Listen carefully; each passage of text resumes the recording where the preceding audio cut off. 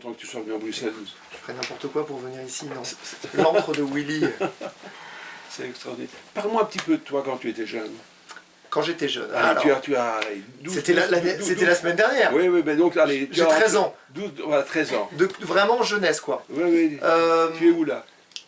Quand j'étais jeune, je pense que ce qui est marrant, c'est que je regarde maintenant, a posteriori, avec ma vie aujourd'hui, ma jeunesse, tu vois, et je me rends compte que j'ai toujours voulu raconter des histoires. Ça, c'est un truc qui me marque aujourd'hui. J'ai toujours eu envie d'emmener les autres dans des histoires. Petit, quand on était gamin, j'ai le souvenir maintenant que on allait, tu sais, faire des sorties scolaires, et dans le bus, avec mes camarades assis à côté de moi, je leur faisais des histoires dont vous êtes le héros, mais en direct, tu vois, donc ils me disaient, je leur disais, bon bah voilà, là t'es dans un couloir, qu'est-ce que tu fais?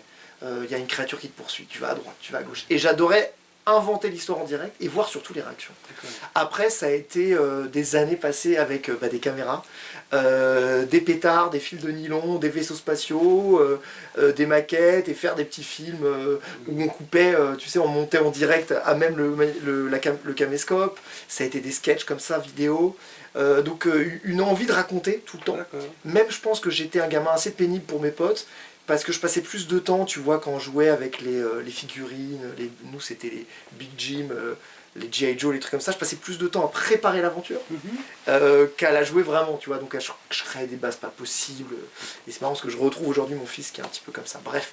Donc ouais, un gamin assez rêveur, de mes 10 à 16-17 ans. On est dans quelle région? Val d'Oise, Île-de-France. D'accord. Une ville s'appelle l'Isle-Adam, qui est dans le nord-ouest de Paris.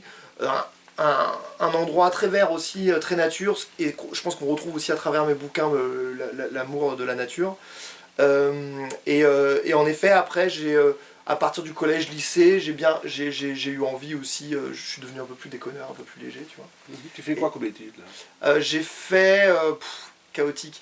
J'ai fait une école de communication et après j'ai fait alors aujourd'hui je pense qu'on dit, je sais plus, mais un DEA de cinéma. J'ai fait des études de cinéma à la Sorbonne Nouvelle. Donc un DEA c'est un master plus 2, je sais pas. Avec, donc voilà, donc c'était un peu une désillusion pour moi parce que j'ambitionnais peut-être, tu vois, d'aller avoir une carrière de réalisateur ou de faire des films, hein, ou d'écrire des films. Donc à l'époque j'écrivais déjà des scénarios, des pièces de théâtre, des trucs. Immonde, illisible aujourd'hui, mais il fallait bien commencer. Et en effet, moi je suis arrivé dans cette fac en me disant tiens, je vais apprendre le cinéma, quoi. Et en fait, je m'étais un peu trompé parce que la Sorbonne Nouvelle c'est très théorique. Et en fait, j'ai jamais touché une caméra en 4-5 ans d'études. C'était ça recoulait pas mal, ça s'écoutait parler, et c'était toutes les grandes théories du cinéma. Donc ça m'a permis de découvrir des grands réalisateurs, ça m'a permis de faire des rencontres humaines avec des professeurs fascinants, tu vois. Maintenant, oui, alors j'ai vu plein de films, mais j'ai pas appris à en faire. Et donc en parallèle, je commençais aussi à travailler en tant que journaliste. Voilà. Et c'est ensuite, j'étais journaliste freelance pour plusieurs magazines. Toujours raconté, quoi. Et toujours raconté. Et après, je suis devenu journaliste. Ouais. Voilà. Toujours raconté, c'est incroyable. Ah oui, toujours. Moi, Grand voyageur? Bah oui et non. Voyageur, je voyageais pas mal quand j'étais journaliste. Je voyageais beaucoup aux États-Unis. Pas mal en Californie, beaucoup à Los Angeles, ceci expliquant cela, méfiez-vous des anges se passant à Los Angeles, au Japon, et moi de mon côté j'ai pas mal voyagé, oui, je pense que j'ai pas mal voyagé, tu vois, j'ai été en Indonésie, j'ai été en Laponie, j'ai été beaucoup donc, aux États-Unis, au Japon, Thaïlande, oui, j'ai pas mal, j'aime bien vadrouiller un petit peu. 2018, premier ouvrage? Alors, oui et non. Premier ouvrage en librairie. Donc pour moi, vraie victoire. Mais en fait, ce premier livre s'appelait Les Limbes, était d'abord sorti en auto-édition. Moi j'ai commencé en auto-édition. Oui, ça je me souviens. Et en gros, j'ai fait le saut ensuite vers l'édition plus classique avec un éditeur qui s'appelle De Saxus, qui m'a laissé ma chance, où j'étais le premier auteur qui sortait. Il a créé cette maison qui s'appelait De Saxus, et il m'avait dit, bah écoute, je veux que tu sois le premier bouquin qu'on sort. Donc quand on vous fait une promesse comme ça, on ne peut pas la refuser. C'était un moment aussi, moi j'étais à la croisée des chemins dans ma vie. Et j'avais cette opportunité donc, de me lancer vraiment à fond dans l'écriture. J'arrivais au bout d'une aventure aussi, celle du journalisme, et je me suis dit, bon, des remords plutôt que des regrets. Je préfère me lancer dans l'écriture à fond et me casser la gueule, au pire, mais au moins j'aurais essayé. Et donc je me suis lancé ce défi, je touche du bois, pour l'instant ça a largé, après 5 ans. Et donc je me suis lancé avec cet éditeur, on a sorti ensemble Les Limbes et Le Maître des Limbes qui était un diptyque. Et un pocket? qui sont aujourd'hui chez Pocket, chez Poche. Voilà. Et puis ensuite, on a pris les chemins séparés. Oui. On s'entend toujours bien et ça s'est bien terminé parce qu'on a discuté. XO. Et c'est XO depuis 3 livres parce que j'avais besoin de donner un peu d'ampleur à ma carrière. Et là, c'est le tremplin. Et un tremplin génial et avec une équipe extraordinaire qui m'accompagne et j'ai intégré une très belle famille et j'en suis très honoré parce que à la fois le catalogue des auteurs, on va dire le portfolio des auteurs XO est formidable et c'est un honneur d'en faire partie, tu vois, d'être édité aux côtés de Mireille Calmel, Bernard Minier, Henri Lovenbrück, Nicolas Beuglet et tant d'autres, c'est quand même assez prestigieux. Et puis en plus c'est une super maison et c'est ce qui m'a fait craquer pour eux aussi, c'est que quand on arrive chez XO, c'est rare d'arriver chez un éditeur où qui que vous rencontriez dans l'équipe a lu votre livre. Au moment où le bouquin sort, tout le monde l'a lu. Combien d'éditeurs peuvent se targuer de ça? Donc il y a un vrai amour pour le livre, il y a une vraie envie de les défendre, et ça je crois que j'ai beaucoup de chance. Ah oui, ça, Ouais. je pense. Donc on a vaguement parlé un petit peu de où se déroule le casting un petit peu, bon, les différents personnages. Ouais. Tu les plantes dès le départ, tu sais que tu vas, comme les marionnettes que tu as déjà préparées, Ouais. et tu sais où tu vas les placer.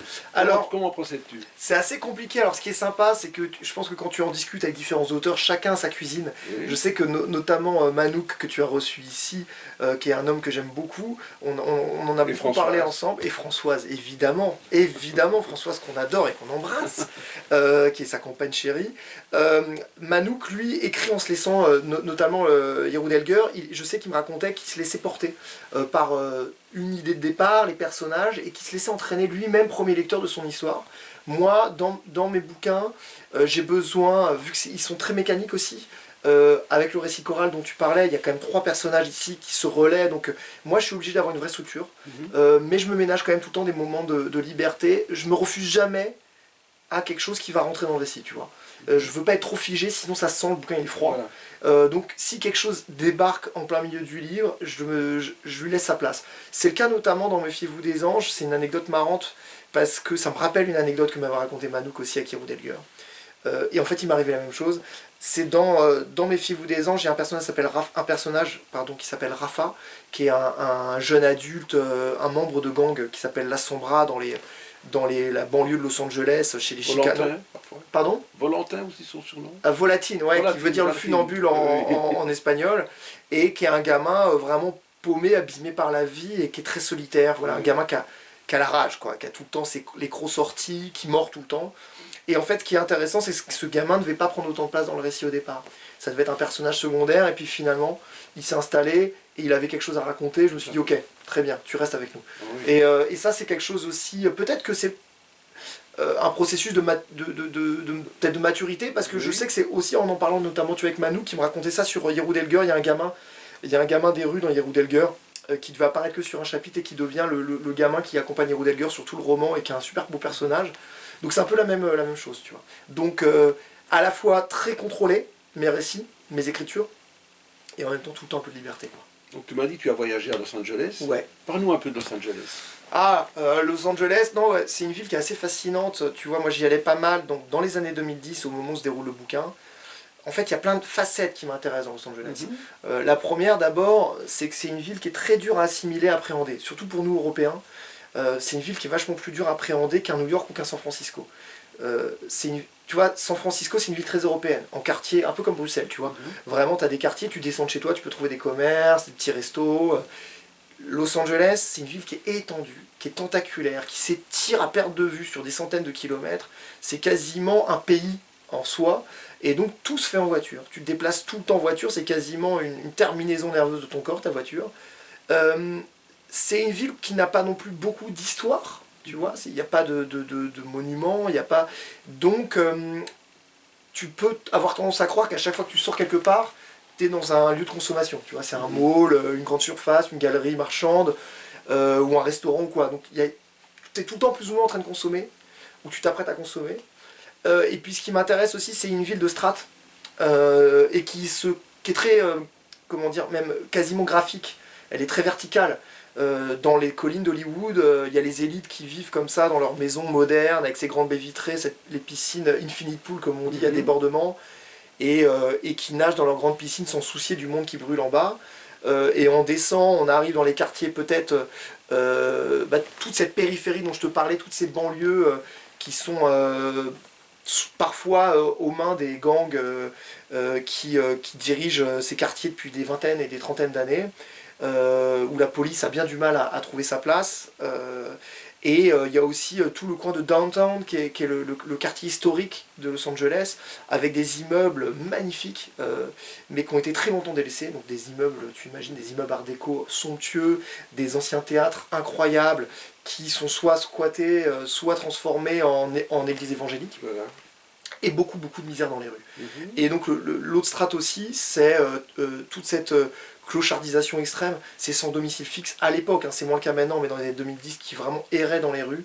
Il y a ce fameux quartier dont je parle dans le livre qui s'appelle Skid Row, qui est un ghetto à ciel ouvert, un favela au cœur de Los Angeles, où sur plusieurs blocs d'un quartier, c'est des tentes à perte de vue, c'est des gens qui vivent dans la rue en détresse mentale grave. Et il y a bien des associations qui essayent de les aider, mais c'est un peu très très compliqué, quoi. Et donc voilà, c'est une ville comme ça, qui vous échappe toujours un petit peu, c'est une ville de masques, d'illusions, Hollywood évidemment. Donc c'est ça qui m'intéresse aussi, c'est que voilà, c'est une ville qui t'échappe un peu tout le temps. Donc c'est comme ça que j'ai voulu la raconter en sortant peut-être du cliché Los Angeles comme la ville Hollywood. Je parle pas tant que ça des élites. Je parle plutôt des délaissés et des gens qu'on a laissés un peu dans la marge. Donc je parle la Los Angeles un peu crépusculaire, des déshérités et tout ça, quoi. Et pourquoi sont-ils dans la marche? On le découvre tout au le livre, à tout échelon de la société. Il y a toujours des gens qui sont paumés, quoi. Ouais, et c'est les personnages qui m'intéressent. Pontiac Firebird. Ah, la Pontiac Firebird, oui. Ah, oui. La voiture, là, ça c'est la voiture de que Sarah. j'ai failli avoir en 1969. Chanceux. Chanceux, alors c'est marrant. Qui était le même prix qu'une Commodore, Opel Commodore GS à l'époque. Belle voiture, ouais. Alors ce qui est marrant, c'est que tu vois, je suis même pas un grand amateur de voitures. En fait, j'aime bien les voitures qui ont une valeur émotionnelle. Ouais, voilà. Ce qui m'intéresse notamment dans mes bouquins, c'est les voitures reflètent ce que sont les personnages. La Firebird de Sarah, donc Sarah Shelley, qui est l'un des trois personnages, c'est une inspectrice des homicides de la LAPD, de la police de Los Angeles. C'est une femme qui est très solitaire, très dure, très sèche, très physique, qui est en effet, vous verrez, atteinte d'une maladie qui s'appelle l'hypermnésie. Et donc je voulais une voiture qui soit son image, nerveuse, sombre, quasiment reptilienne, tu vois, qui se déplace vite, que rien n'arrête, quoi. Donc ça collait bien, la Firebird. Et à l'inverse, on a Paul qui lui roule dans une vieille guimbarde. C'est une Ford Lincoln, donc une sorte de break années 80 complètement pourrie. On imagine vraiment les enjoliveurs qui grincent. Et en plus, elle n'est pas arrangée dans le bouquin, la voiture. Mais c'est aussi le reflet de ce qu'est Paul. Paul, c'est quelqu'un qui regarde beaucoup dans le rétroviseur. Donc c'est pas... c'est la Delby, ça. Non, c'était la Lincoln, Ford Lincoln, je crois. Ou la Country Squire, attends. Alors, faut qu'on vérifie. Mais je crois, c'est deux modèles assez proches, mais non, je crois que c'est la Country Squire ouais. Et donc, c'est une vraie voiture. Il vit dedans, c'est sa maison. Puisque, on va dire que Paul est un peu un enquêteur vagabond qui est sur les routes. Avec son chien Flash, à la recherche des disparus, de ceux qu'on a oubliés. Ouais, c'est ça. Et essayer de retrouver ces personnes que plus personne ne recherche à travers les États-Unis. Encore, voilà deux personnages qui vont se croiser à un moment donné. Tout à fait. Qui vont mettre du temps à se trouver, et en effet deux enquêtes qui a priori ne sont pas du tout liées, c'est-à-dire Paul d'un côté qui enquête sur une étrange communauté, une étrange secte qui s'appelle La Voix, et la communauté, le lieu où vivent les adeptes qui s'appelle l'Enceinte, parce que là-bas se trouverait peut-être Linda Richardson, une gamine 22 ans. Ouais, de 20 ans, qui a fugué sa vie au Nouveau-Mexique et qui a priori aurait intégré l'enceinte. Donc Paul veut absolument la retrouver, il va être obligé lui-même à un moment de s'infiltrer dans l'enceinte. Donc là c'est le premier versant de l'histoire, et le second c'est Sarah qui, inspectrice aux homicides, est appelée sur non une scène de crime mais un accident de la roue, donc ça la surprend. C'est pas son domaine pourtant. Pas son domaine du tout, mais on découvre à l'arrière d'une camionnette suite à un accident, donc un semi-remorque a percuté une camionnette à un feu rouge. et à l'arrière de cette camionnette, il découvre un cadavre de femme complètement tailladé, écorché, impossible à identifier. Miss Nobody, mais tu l'appelles comment? Jane Doe. Voilà. Jane Doe, parce qu'en effet, c'est le nom qu'on donne aux gens qui n'ont plus de nom et on n'a pas pu identifier aux États-Unis. C'est Jane Doe pour les femmes et John Doe. C'est le matricule finalement qu'on leur donne. Et donc Sarah va essayer de redonner un nom à cette femme et va en fait commencer à remonter une piste, à poursuivre un tueur insaisissable qui s'appelle le Maudit, et remonter aussi cette piste des gangs qui ont l'air d'être liés à cette affaire l'affaire des écorchés. Et quand on arrive sur la scène, nous reparlons-nous un petit peu de cette maladie de l'inspectrice. Oui, tout à fait. Parce qu'encore une fois, c'est une photo, elle scanne tout. Exactement ça. Et elle a très difficile à gérer toutes les informations. Oui, c'est ça. C'est autant un atout qu'une malédiction, même si je pense que c'est plus une malédiction au gré du livre. Sarah est atteinte d'hypermnésie, qui est une maladie qui existe, qui a plusieurs degrés, qui existe sous beaucoup de formes, donc qui est assez difficile à cerner. L'hypermnésie, en fait, est une maladie où une personne, comme tu le disais justement, enregistre tout en permanence. Donc tous les stimuli, le flot d'informations est enregistré. C'est comme un disque dur qui travaille tout le temps. Donc c'est quelqu'un qui sera capable, par exemple ici, de retenir toute la rangée de bouquins, le nom de tous les titres. Ça va être quelqu'un qui va voir dans un pot le nombre de stylos, les couleurs, les marques. Donc moi j'essaie de raconter ça aussi dans le livre. C'est quelqu'un qui suranalyse tout, qui va enregistrer tous les visages qu'elle va croiser. Et ces visages vont la poursuivre. Elle mettra du temps à s'endormir, elle mettra du temps à digérer tout ça. Donc ça devient vraiment laborieux pour elle. Elle dort très peu, elle dort très mal.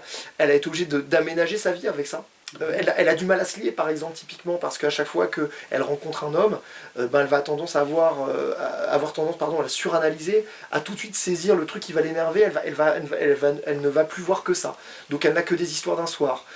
Elle se perd aussi dans le sport, parce que c'est le seul moment où elle peut vider la tête. Donc elle est experte en Krav Maga, qui est un sport du contrôle, de gestes répétés inlassablement, de combinaisons de coups très précises.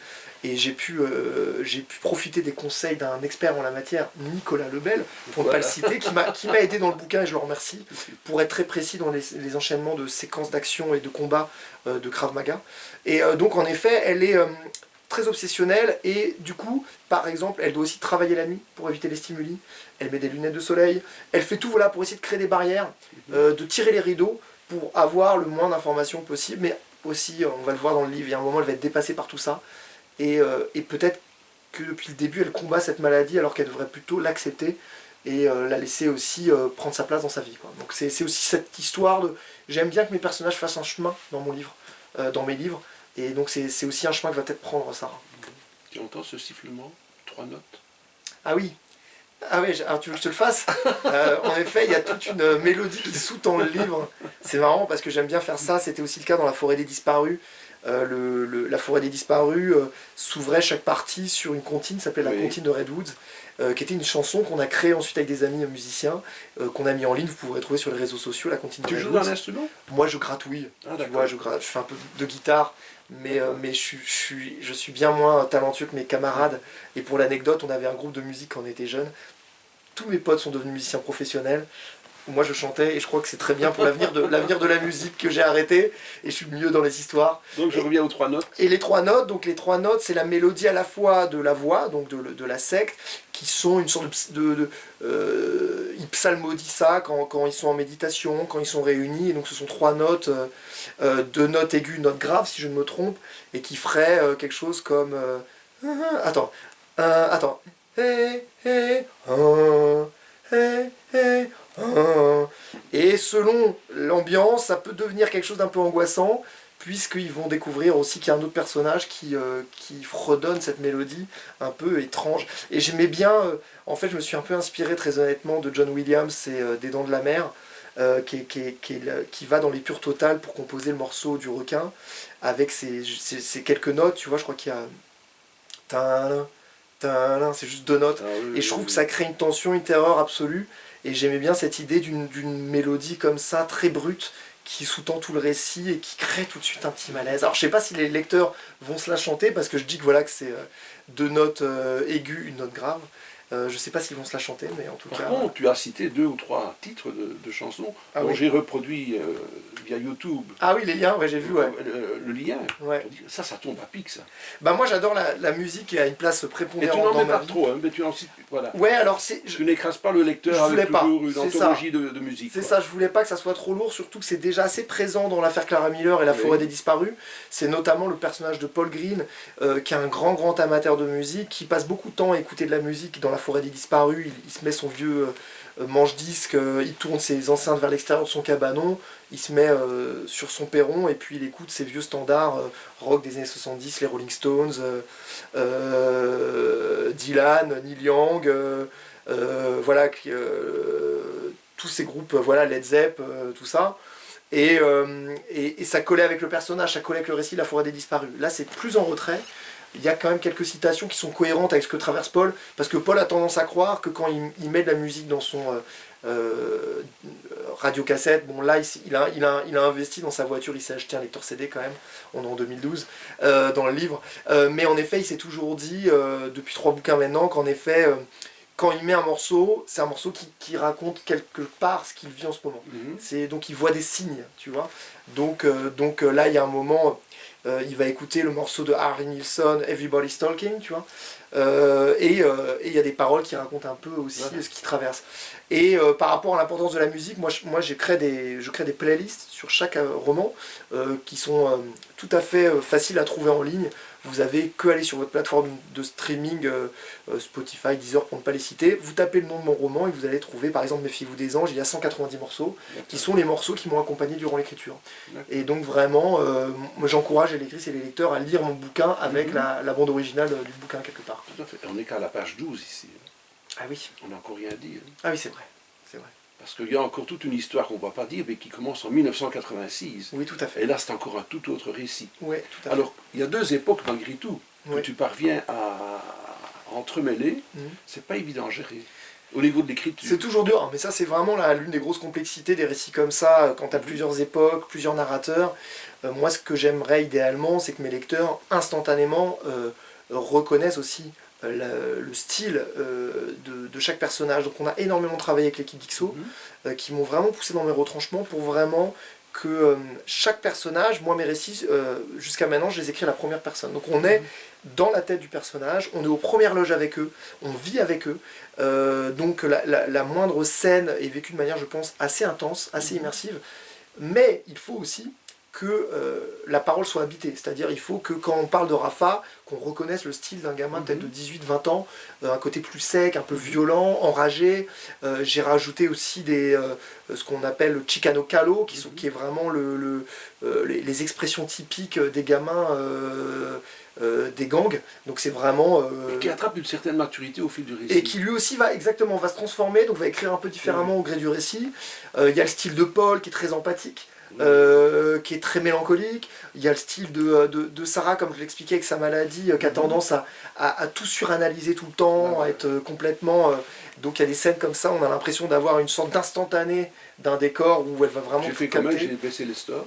Et tu as baissé les stores, tu as bien fait, parce que sinon je vais être troublé, je suis pas hyper amnésique. Et donc oui, j'essaye qu'on s'y retrouve, mais en effet c'est un gros enjeu pour moi, c'est de ne jamais perdre le lecteur. Et ce qui est troublant, c'est que chaque bouquin, je me lance en disant, cette fois Olivier, et tu fais un bouquin simple, et en fait je me retrouve tout le temps entraîné malgré moi dans des récits très complexes, mais j'essaie de les rendre le plus fluide et le plus agréable à lire. En tout cas, c'est ma démarche et mon combat, quoi. En tout cas, j'ai eu énormément de plaisir. Merci beaucoup. La chronique est là pour en témoigner, et l'interview qu'on fait ici sera aussi là pour, appeler le lecteur à vite sauter chez son libraire et à découvrir l'ouvrage. Je te remercie d'être venu. Merci infiniment. Je sais que ton emploi du temps est très serré. Mais c'était un bonheur d'être là, vraiment. Voilà. Olivier, à très bientôt, j'espère. À très bientôt, Eli. Et au plaisir de te revoir. Merci beaucoup. Lors d'un prochain passage en Belgique. Merci. Au revoir, à bientôt. Combien de temps ?